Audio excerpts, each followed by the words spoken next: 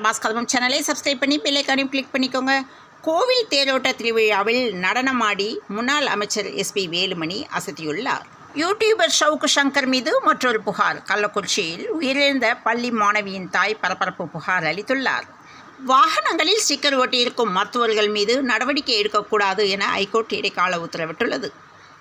Royal திரைப்படத்தின் 2வது பாடல் வரும் 24ஆம் தேதி வெளியாகும் என படக்குழு அறிவித்துள்ளது.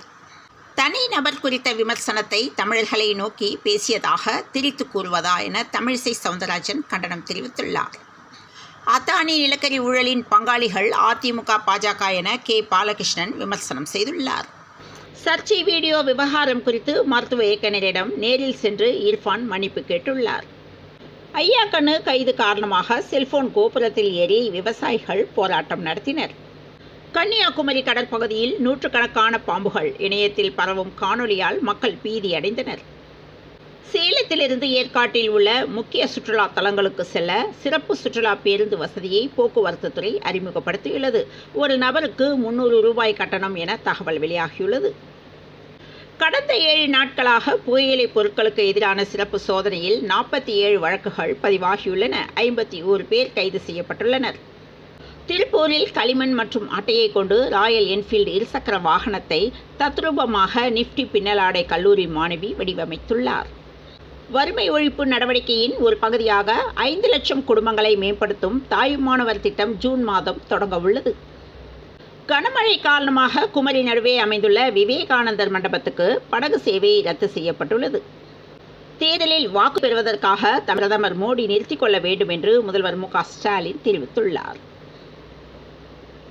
சென்னை அடுத்த கேளம்பாக்கம் பகுதியைச் சேர்ந்தவர் 4 பேருடன் சேர்ந்து கணவர் என்னை பலாத்காரம் செய்தார் என்று கணவனை பழி வாங்குவதற்காக பொய் புகார் அளித்துள்ள பெண்ணை போலீஸ் காவல் நிலையத்தில் கைது செய்தனர்.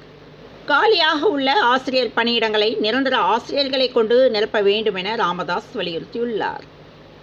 நான் சாதாரண மனிதர்களைப் போல பயாலஜிக்கலாக நான் பிறந்திருக்க வாய்ப்பில்லை என்று பிரதமர் நரேந்திர மோடி கூறியுள்ளார். தமிழக அரசு பேருந்துகளில் காவலர்கள் கட்டணமின்றி பயணிக்க அனுமதி இல்லை என போக்குவரத்து துறை விளக்கம் அளித்துள்ளது. சென்னையில் ஓரிரு பகுதிகளுக்கு ஒரு நாள் விட்டு ஒரு நாள் தான் குடிநீர் விநியோகம் வழங்கப்படும் என குடிநீர் வாரியம் தகவல் அறிவித்துள்ளது. முத்தரப்பு T20 கிரிக்கெட் டாஸ் வென்ற நெதர்லாந்து பந்து வீச்சுக்கு தேர்வானது. IPL 2024 கிரிக்கெட் தொடர் இறுதிக்கட்டத்தை எட்டியுள்ள நிலையில் IPL தொடரில் 8000 ரன்கள் எடுத்து விராட் கோலி புதிய சாதனை படைத்துள்ளார். ராஞ்சியில் MS தோனி பைக்கை ஓட்டி செல்லும் வீடியோ வெளியாகி தற்போது இணையத்தில் வைரலாகி வருகிறது. தமிழ்நாட்டுக்கு ஆரஞ்சு அலர்ட் விடுக்கப்பட்டுள்ளது. வங்கக்கடலில் காற்றழுத்த தாழ்வு பகுதி உருவானது. மீனவர்கள் கடலுக்கு செல்ல வேண்டாம் என்று வேண்டுகோள் விடுக்கப்பட்டுள்ளது.